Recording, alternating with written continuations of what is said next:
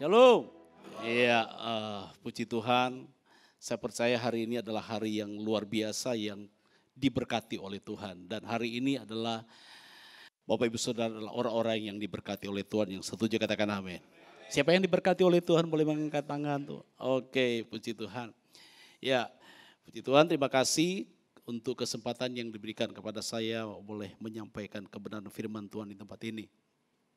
Saya akan menyampaikan satu tema yang saya kira ini menjadi tema besar Gereja Bethel Indonesia, yaitu bagaimana kita hidup kita berfokus kepada Kristus. Tetapi ada subtema yang akan saya sampaikan adalah bagaimana kita mengenal dan dikenal Allah. Ya mungkin ini adalah tema yang sudah cukup akrab dengan kita karena ketika dilaksanakan New Life pasti sering. Tapi apa yang saya sampaikan tentunya ada kaitannya semuanya itu. Jadi bagaimana kita berfokus? Karena ketika kita tidak punya fokus, maka semuanya akan menjadi sia-sia. Tetapi fokus kita pun itu mesti jelas. Apa yang kita kerjakan, apa yang kita lakukan, dan arahnya mau kemana itu mesti jelas. Sebab kalau kita tidak jelas, tidak terarah mau kemana, maka itu juga kemudian menjadi masalah. Dalam Filipi pasal yang ketiga ayat 7 sampai yang ke-10 saya akan mengajak untuk kita melihat bagian firman Tuhan ini. Saya akan bacakan, Bapak Ibu Saudara boleh perhatikan di depan kalau sudah disiapkan. Tetapi apa yang dahulu merupakan keuntungan bagiku sekarang kuanggap rugi karena Kristus. Malahan segala sesuatu kuanggap rugi. Perhatikan kata segala sesuatu kuanggap rugi karena pengenalan akan Kristus Yesus Tuhanku lebih mulia daripada semuanya. Oleh karena dialah aku telah melepaskan semuanya itu dan menganggapnya sampah supaya aku memperoleh Kristus. Dan berada di dalam dia bukan dengan kebenaranku sendiri karena mentaati hukum Taurat, melainkan dengan kebenaran karena kepercayaan yang Allah anugerahkan berdasarkan kepercayaan. Ayat yang ke-10, yang ku kehendaki ialah mengenal dia dan kuasa kebangkitannya dan persekutuan dalam penderitaannya di mana aku menjadi serupa dengan dia dalam kematiannya. Dari 3 ayat ini yang kita sudah baca, saya berharap untuk kita mulai mendapatkan ada poin-poin tersendiri bagi kita secara pribadi. Walaupun mungkin saya akan menyampaikan beberapa hal apa yang saya bisa uraikan. Tetapi dari beberapa ayat ini maka kita bisa menangkap sebuah pesan yang begitu kuat. Tentang bagaimana Paulus ketika diubahkan oleh Tuhan, maka fokusnya berubah. Dia bukan fokus tentang bagaimana dia punya kekuasaan, punya kemampuan, dan dia punya banyak hal sehingga dia bisa mengendalikan semuanya. Tetapi bagaimana ketika dia berjumpa dengan Kristus, semuanya menjadi berubah. Semuanya menjadi berubah. Dan tujuan akhirnya sasaran terakhir itu adalah bagaimana dia menjadi serupa dengan Kristus. Itu di dalam ayat yang ke-10. Kita akan lihat beberapa hal yang saya catat di depan yang Bapak Ibu Saudara boleh perhatikan. Pengenalan akan Allah dan perkenanan Allah merupakan syarat mutlak dan sangat menentukan kelayakan seseorang untuk mengalami dan memiliki keintiman, kedekatan, dan termasuk di dalamnya adalah berkat. Orang yang fokus kepada Kristus itu pasti memiliki pengenalan Allah yang benar. Betul? Sebab kalau dia tidak fokus kepada Kristus berarti dia tidak memiliki pengenalan yang benar. Karena dia memiliki pengenalan yang benar akan Allah, maka hidupnya pasti fokus kepada Kristus. Kemudian bukan cuma dia memiliki pengenalan yang benar akan Allah, tetapi bagaimana seluruh gerak kehidupan dia dan apapun yang dilakukan, yang dikerjakan, termasuk yang dipikirkan, termasuk juga yang ada dalam hatinya. Kalau dia fokus kepada Kristus, itu akan membuat kehidupan dia berkenan kepada Allah. Mendapatkan perkenanan Allah. Amin. Saya tidak tahu seberapa banyak Bapak Ibu Saudara yang punya keyakinan yang besar. Bahwa saya sudah menjadi orang Kristen yang sudah cukup lama. Sudah melayani. Tetapi apakah benar-benar kita sudah mengenal Allah? Dan mengenal Allah dengan benar. Kemudian ada hal yang berikut adalah apakah dalam proses pengenalan Allah itu benar-benar kita berkenan. Karena ada catatan-catatan tertentu yang perlu kita lakukan untuk kita bisa nantinya berkenan kepada Tuhan. Pernyataan bahwa kita bisa mengenal Allah itu adalah pernyataan yang umum yang bisa disebutkan atau disampaikan oleh banyak orang. Tapi apakah kita berkenan kepada Allah? Itu adalah persoalan yang lain. Nah, bagaimana supaya kita hidup berfokus kepada Kristus? Nah, dua hal ini yang saya sedikit akan sampaikan. Pertama, mengenal Allah. Katakan mengenal Allah. Mengenal Allah yang saya maksud ini adalah hidup dalam pengenalan Allah secara benar. Dengan kata lain, maka ada kalimat tersembunyi di dalamnya adalah bahwa banyak orang Kristen sudah melayani tapi belum tentu dia sudah memiliki hidup pengenalan Allah secara benar. Karena begini, kalau dia memiliki kehidupan pengenalan Allah secara benar, maka harusnya otomatis dari seluruh kehidupan dia, perilaku, kebiasaan, pemikiran, dan tujuannya itu semata-mata hanya untuk kemuliaan Allah. Tidak berhubungan dengan keuntungan diri sendiri, tidak. Tapi yang dia pikirkan fokusnya itu adalah kehendak Tuhan. Amin. Kalau kita memiliki pengenalan Allah yang secara benar, hidup dalam pengenalan Allah secara benar. Dan itu yang kemudian nanti yang membuat hidup kita nanti berkenan kepada Tuhan. Sehingga muncul sebuah pertanyaan yang perlu kita jawab secara pribadi dalam kehidupan kita. Sudahkah kita mengenal Allah? Karena berbagai karunia rohani, jabatan rohani, pendeta, gembala, pekerja, pelayan khusus ataupun apa namanya dalam gereja. Itu ternyata tidak dapat dijadikan alasan ataupun jaminan bahwa seseorang itu sudah dianggap mengenal Allah.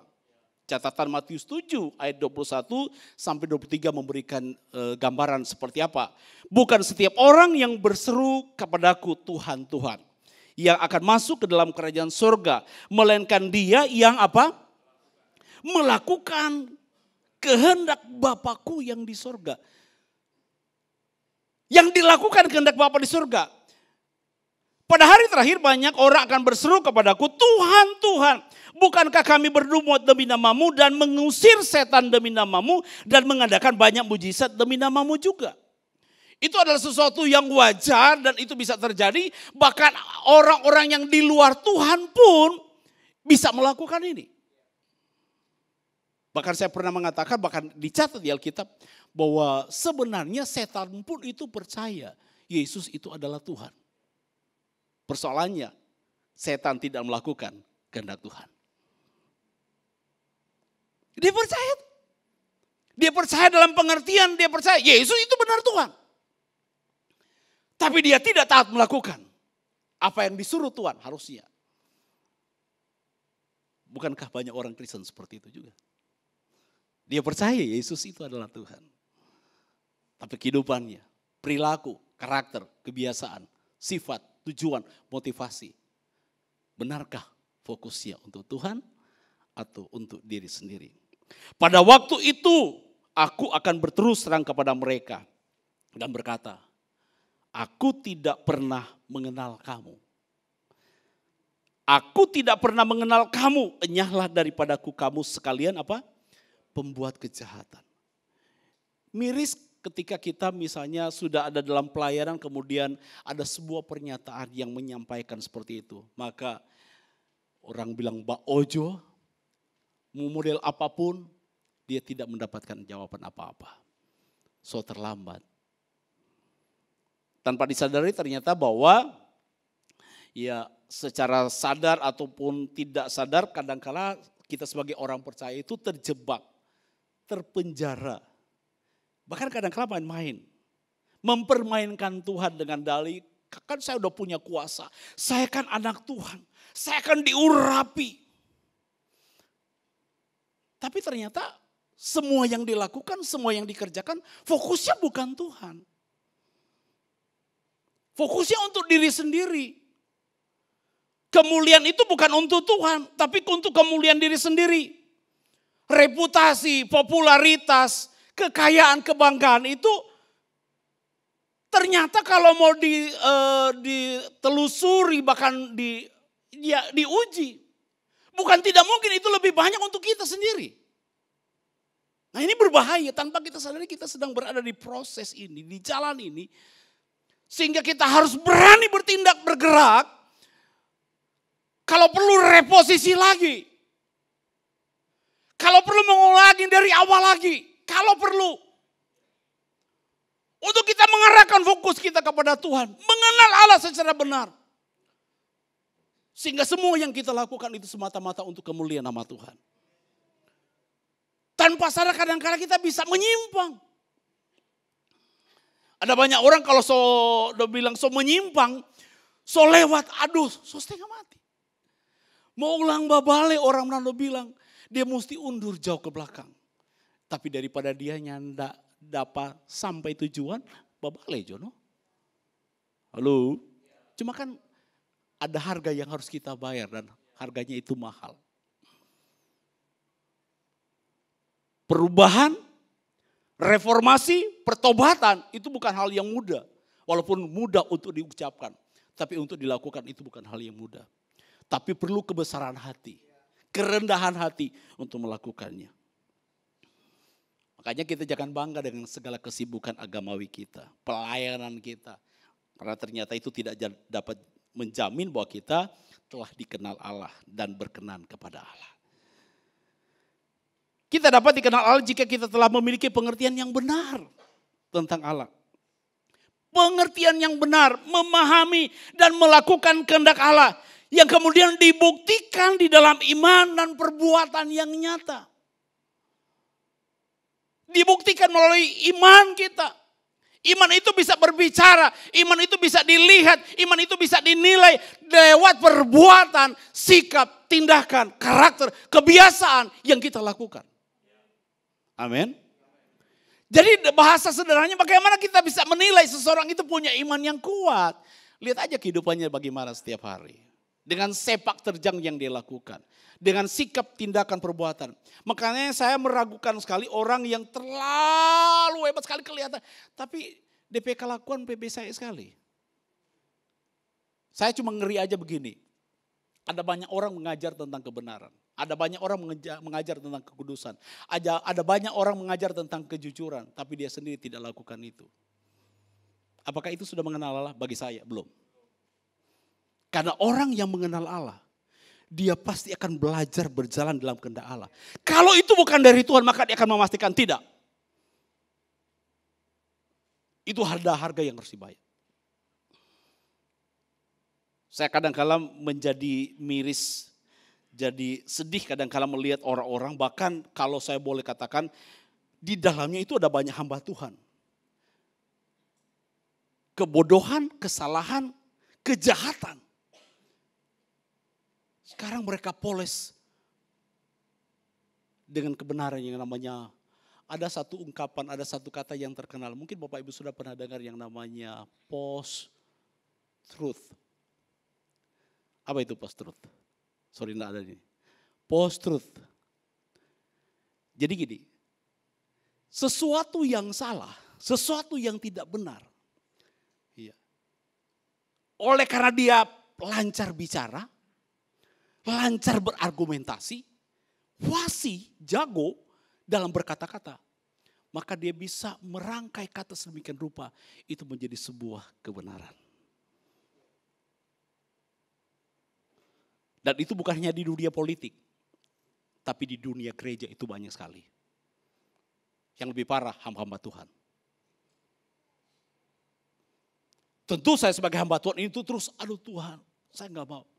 Itulah sebabnya saya terus terang, saya udah pernah sharing ke Pak Steven, Pak Wem saya udah pernah sharing. Beberapa dan jemaat saya udah pernah bilang, saya lagi berpikir tentang sebuah arah hidup itu seperti apa. Saya udah gak terlalu mikir, mau pencapaian dunia, udahlah. Dengan apa yang Tuhan berikan, itu menjadi tanggung jawab sebagai seorang pemimpin gembala. Sedapat mungkin, semaksimal mungkin dilakukan. Tidak ada lagi cara mengejar, meraih Aduh nggak ada lagi. Karena saya udah menilai. Ternyata semuanya itu menjadi sia. Nanti sebentar saya akan sedikit singgung. Kita mau cari apa di dalam dunia? Hidup kita cuma singkat. Terus menumpuk apa? Kekuasaan, jabatan, harta. Mau ngapain? Semua orang tinggal kok. Loh, kalau saya ngomong begini bukan berarti saya tidak memerlukan yang seperti itu. Ya perlulah. Orang lagi membutuhkan. Saya baru kemarin dapat dari Daniel. Aduh budget kita pikir 2,5 miliar. Ternyata dibilang 3 miliar harus kita butuh. Aduh mau dapat duit dari mana lah itu. Soal habis hampir 3 miliar. Saya kaget juga itu, saya shock juga. Aduh saya pikir kemarin cuma 2,5 miliar. Tambah lagi ternyata. Aduh haleluya. Tapi setelah kadang-kala di dalam gedung walaupun belum kelar, saya pikir-pikir mau ngapain ya ini ya. Terus saya nggak akan pernah bawa. Maka saya mulai berpikir tentang warisan hidup. Transfer nilai, kebiasaan. Kenapa saya suka ke daerah sekarang? Saya ingin lihat, saya ingin dalam hidup saya ini menjadi berguna bagi banyak orang. Kami lagi membangun, kami usahakan di Apung boleh selesai. Kami ingin membangun kemarin dari CEO bilang, Pak kami sudah cari tanah. Dan katanya dalam waktu dekat dia mau kasih tahu DP nilai tanah. Dia waktu dibilang begitu, dia bilang doi dari mana ini Tuhan. Belum lagi di CEO ada beberapa gereja minta jadi pembinaan saya. Saya lagi pikir ini siapa saya. Fokus. Katakan fokus. Matius 7 bilang ayat 20, jadi dari buahnya lah kamu akan mengenal mereka. Oke kita beriman, buktikan imanmu. Buktinya seperti apa? Buah. Tapi buahnya mesti jelas juga. Jangan orang bilang buah moraha. Buah yang rusak. Loh ada loh. Berbuah, tapi waktu dibelah, busuk. Kami pernah tinggal di Politeknik, yang tahu kami tinggal di Politeknik pernah. Itu di belakang itu ada banyak pohon mangga. Tapi enggak pernah disentuh pohon mangga itu, enggak pernah dimakan karena setiap mau belah busuk. DP daun rimbun, buahnya banyak sekali, besar sekali. Tapi enggak bisa dimakan, kenapa? Karena busuk. Pastikan buah hidupmu itu bisa dinikmati oleh orang lain. Kepada jemaat di Efesus, dalam Efesus pasal 4 ayat 17 sampai 25, Bapak Ibu Saudara nanti baca saja. Paulus menegaskan bahwa ciri-ciri orang yang mengenal Allah yang pertama, selalu mengembangkan cara berpikir yang benar. Dia selalu mengembangkan cara berpikir yang benar. Kita ini manusia, ini kita kan masih manusia. Di sini ada yang sudah bukan manusia. Semua orang masih manusia.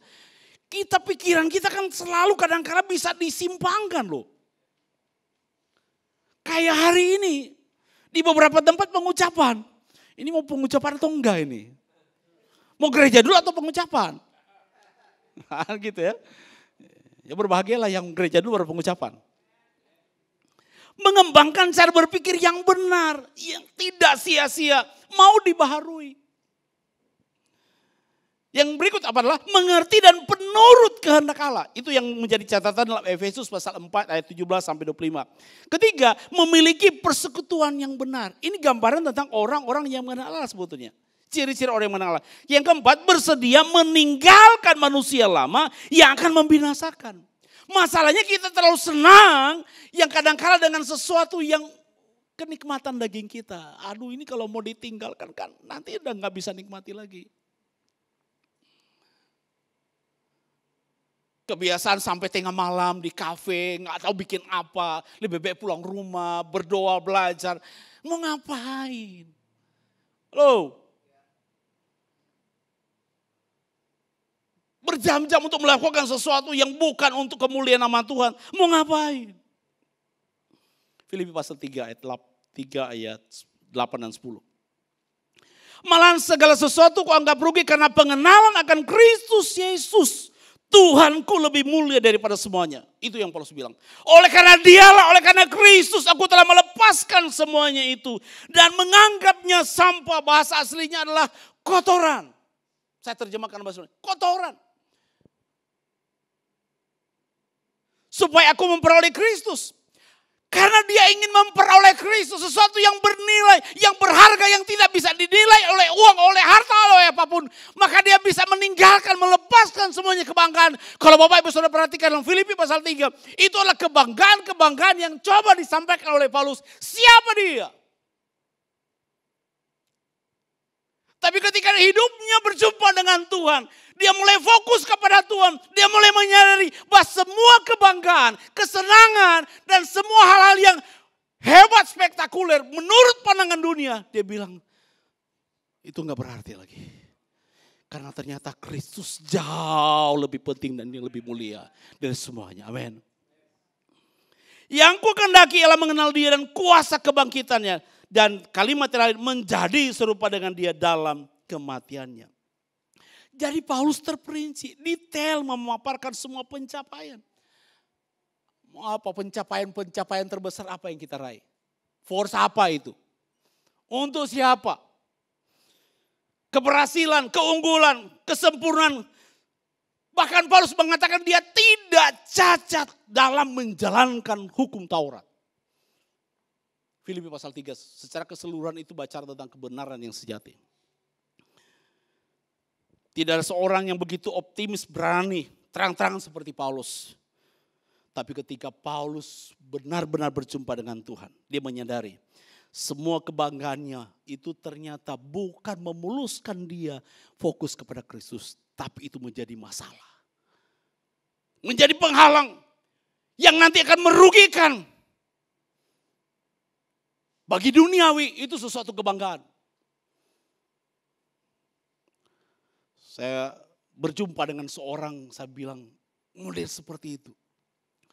Cuma gara-gara jadi ceritanya saya kan memimpin ibadah pemakaman seorang hamba Tuhan di Minahasa Selatan. Dihadiri orang, wah itu banyak sekali. Tapi sebelumnya saya bilang, saya ibadah pemakamannya di rumah, di gereja, kebetulan di gereja. Nanti bro dikubur. Tapi sebelumnya dia bilang, Pak, kasih pakai akang stola Pak kita. Heli kita enggak pakai stola, nggak ada yang pakai stola. Kok mesti kasih stola itu di hadapan banyak orang. Saya lagi berpikir, kamu mau cari kebanggaan apa di sini? Halo? Dia mau saya harus pakaikan stola itu di depan mimbar. Saya bilang gak perlu, di bawah juga apa-apa. Dia mau setelah saya khotbah baru kasih ke dia. Saya gak mau. Coba, terjemahkan. Kira-kira mau apa itu? Kebanggaan kan? Wih, hamba Tuhan hebat. Saya sudah lihat nilainya 0. Minus lagi. Mau ngapain? Kita mau cari apa dalam pelayanan? Gak ada. Paulus bilang, semua dia sudah capai. Secara manusia.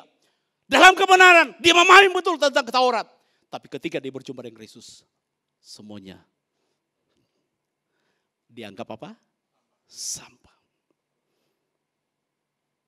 Kesadaran itulah yang membuat Paulus melepaskan, membuang semuanya. Karena dia hanya membutuhkan Kristus. Dan ketika dia berjumpa dengan Kristus, maka ada jalan baru yang Tuhan arahkan Paulus. Dan dia berjalan di jalan Kristus itu. Dan dia mengalami banyak hal yang luar biasa. Ada cerita yang berbalik. Misalnya dalam Matius pasal 19 ayat 16 sampai 22, Bapak Ibu Saudara tinggal catat saja. Ini berbicara tentang seseorang. Ya, seseorang anak muda yang kaya. Ingat cerita, seorang anak muda yang kaya. Dia baku dapat yang siapa? Yesus tuh. Ada diskusi, dialog situ. Dia bilang ke Yesus begini. Dengan berani optimis dia bilang, sudah kita sobek yang semua. Yesus cuma bilang apa? Ada satu. Coba kamu jual semua harta kamu. Dan berikan kepada orang miskin. Berani enggak dia? Mundur kan? Dia mau ingin sorga. Dia ingin hidup kekal. Tapi dia tidak meninggalkan kesenangan. Kebanggaan duniawi. Kalau saudara mau berjumpa dengan Kristus, kalau saudara mengalami kemuliaan Allah, apa yang menjadi kebanggaanmu hari-hari ini harus berani tanggalkan. Istri saya terpilih jadi ketua wilayah, dia bilang enggak. Saya diminta ketua, enggak. Untuk apa? Hidup ini bukan tentang kekuasaan. Untuk menjadi siapa kita, tapi hidup ini bagaimana kita menjadi seperti apa yang Tuhan mau. Yang kedua, kalau yang pertama adalah bagaimana kita mengenal Allah secara benar. Yang kedua adalah bagaimana kita berkenan. Orang yang mengenal Allah secara benar, menjalani hidupnya secara benar dan layak, adalah orang-orang yang nantinya akan berkenan di hadapan Tuhan. Amin. Torong semua melayani itu, semua melayani di sini. Tapi pastikan bahwa satu saat orang betul-betul baku dapat dengan Tuhan. Marilah hambaku yang baik dan setia. Dalam Filipi pasal 3, jadi titik tolaknya adalah Filipi pasal 3 ayat yang ke-8 dan 10. Paulus menyadari dan meyakini bahwa ternyata perkenanan Tuhan atas hidupnya bukan karena banyaknya pencapaian. Perhatikan, bukannya karena banyaknya pencapaian atau keberhasilan. Ada kan yang orang hitung-hitung keberhasilan, pencapaian. Tidak salah secara duniawi, silakan. Tapi jangan itu nantinya menjebak engkau, menawan engkau, sehingga engkau tidak kembali kepada jalan Tuhan seperti apa yang mau. Kita benar hidup di dalam dunia, kita melakukan bagian kita, betul, kita tetap bekerja. Karena kalau kita tidak bekerja, kita tidak bisa makan. Kita kan tidak mengalami berkat Tuhan. Tapi kita mesti bertindak, berkenan. Jadi jangan terjebak dengan pencapaian. Gelar sarjana dan sebagainya, enggak perlu. Kita sekolah, iya, saya sekolah. Sampai sekarang juga belum selesai. Saya udah selesai, tinggal maju mau ujian tesis. Tapi saya bilang, aduh lagi berat, belum. Berat sekali. Saya bilang Pak Frans, ternyata berat. Ya sebegitu S2. Belum ternyata kote kalau S3, astaga. S2 saja saya bilang, aduh minta ampun. Kita pikir cuma S1 bagai asal saja. Kebetulan sekolah kita kan sekolah yang benar-benar lakukan dengan benar. Iya. Yang enggak ada istilahnya 6 bulan, 1 bulan, so jadi S2, S3. Enggak ada. Oh di Manado ada itu. Enggak tahu 6 bulan so jadi ST Pak Edi. Kita heran, kenapa gue jadi begitu. Kong sekolah lebih kayak, kong yang rekomendasikan juga pendeta-pendeta. Aduh, makanya saya bilang, kadang-kala manusia ini jujur, aduh kenapa sih model-model begini. Mau dapat gelar apa, tapi ternyata tidak berkenan mau ngapain. Yang penting bagaimana kita melakukan kehendak Allah kemudian kita berkenan. Karena jika tanpa Tuhan, tanpa perkenanannya, semuanya akan menjadi sia-sia.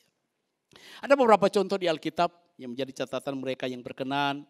Kain, ada Saul yang tidak berkenan. Kemudian ada yang berkenan, Habel, Abraham, Daud, Paulus, dan yang lain-lain. Nah, khusus Paulus, apa yang menjadikan Paulus berkenan di hadapan Tuhan? Ini sudah bagian terakhir karena waktunya sudah selesai. Kejujuran, ketulusan, kerelaan, dan ketaatan Paulus untuk melepaskan diri. Ini catatannya ya. Apa yang membuat Paulus bisa berkenan di hadapan Tuhan? Yang membuat dia bisa meninggalkan semua kebanggaan adalah kejujuran. Jujur dia membutuhkan Tuhan. Dia jujur bahwa ada banyak hal yang dilakukan itu tidak berkenan kepada Tuhan. Tulus. Bahkan dia rela melepaskan semuanya. Bahkan dianggap sebagai sampai. Kemudian dia taat. Dia melepaskan diri dari jebakan-jebakan duniawi. Bisa saja ada tawaran-tawaran. Penghalang yang membuat dia tidak fokus.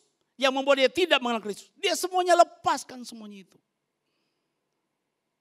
Jabatan itu baik bagi kita. Dan itu bisa menolong kita dan juga bisa menjadi alat Tuhan untuk bagaimana kita melakukan yang terbaik. Mau jabatan apapun, mau di luar gereja ataupun dalam gereja. Tapi kalau kita ambil jabatan itu, kita ambil terima jabatan itu dan kemudian di situ ada trik, ada intrik, dan ada tujuan-tujuan yang lain, itu yang membuat kita tidak berkenan di hadapan Tuhan. Itu yang membuat kita tidak berkenan di hadapan Tuhan. Sedapat mungkin kami sebagai gembala itu, melakukan sedapat mungkin apa yang menjadi kehendak Allah. Kadang-kala ada banyak hal, tawaran-tawaran, enggak lah. Tapi Paulus berani melakukan itu, rela. Berbeda dengan seorang muda yang kayak tadi yang sudah saya sedikit jelaskan. Dia tidak rela, dia tidak mau melepaskan apa yang dituntut Yesus. Kamu tanggalkan itu, kamu lepaskan itu. Kalau kamu mau jadi ini, oke lah. Dia nggak berani, dia nggak mau. Padahal sebenarnya Yesus sedang mempersiapkan yang terbaik bagi dia. Satu kehidupan kekal. Sebuah perkenanan yang luar biasa. Bagaimana dengan kita? Kita mengatakan kita mengenal Allah, oke. Tapi apakah kita nantinya kemudian akan berjumpa dengan Tuhan dan Yesus berkenan dengan kita? Itu persoalan yang lain. Satu ayat terakhir kita akan baca bersama-sama. Di depan tampilkan 2, 3. Jadi bagaimana sekarang? Adakah ku cari kesukaan manusia atau kesukaan Allah? Adakah ku coba berkenan kepada manusia? Sekiranya aku masih mau mencoba berkenan kepada manusia, maka aku bukanlah hamba Kristus. Berkenan kepada siapa? Ada banyak orang datang. Ya untuk sebuah jabatan dia sampai mengemis. Untuk sebuah jabatan dia bisa bayar orang, bayar pendeta. Padahal jabatan pendeta. Untuk pemimpin pendeta. Itu ngeri. Mau berkenan kepada siapa? Nah, akan mungkin berkenan kepada Tuhan. Tapi orang yang mencari perkenanan Tuhan, maka adalah orang-orang yang hidup dalam pengenalan akan Allah yang benar. Dia berusaha menjalani kehidupannya semakin berkenan kepada Allah. Hidupnya semakin berfokus kepada Kristus. Dia tidak berpikir apa yang saya dapat. Mungkin orang bilang, saya nak mau cari doi kuat. Betul dia nak mau cari doi, mungkin dia sok kaya. Tapi dia cari jabatan. Nama besar, terkenal, popularitas. Nah setelah itu, apakah itu menjadi kebanggaan? Ya enggak, semua itu sampah. Tapi kalau kita bilang begini bukan berarti saudara tidak melakukan yang terbaik. Lakukan apa yang terbaik dalam dunia ini. Tetapi itu menjadi sarana di mana engkau memuliakan nama Tuhan. Bukan untuk kemuliaan dirimu sendiri. Perhatikan ini. Itu menjadi sarana engkau memuliakan Tuhan. Menjadi berkat bagi banyak orang. Dan tunjukkan tentang jalan kebenaran yang sesungguhnya. Jangan untuk kemuliaan kita sendiri. Nama baik. Mungkin di dunia dapat dengar nama bagus. Tapi belum tentu di surga. Tokoh Alkitab rata-rata mati secara mengerikan. Tapi apakah mereka menjadi orang-orang yang tidak dikagumi? Mungkin di dunia dilupakan. Tapi di surga mereka menjadi orang-orang yang berkenan kepada Tuhan. Haleluya. Mau kau sadar hidup berfokus kepada Kristus? Hidup dalam pengenal Allah yang benar. Kemudian hiduplah dalam perkenanan Tuhan.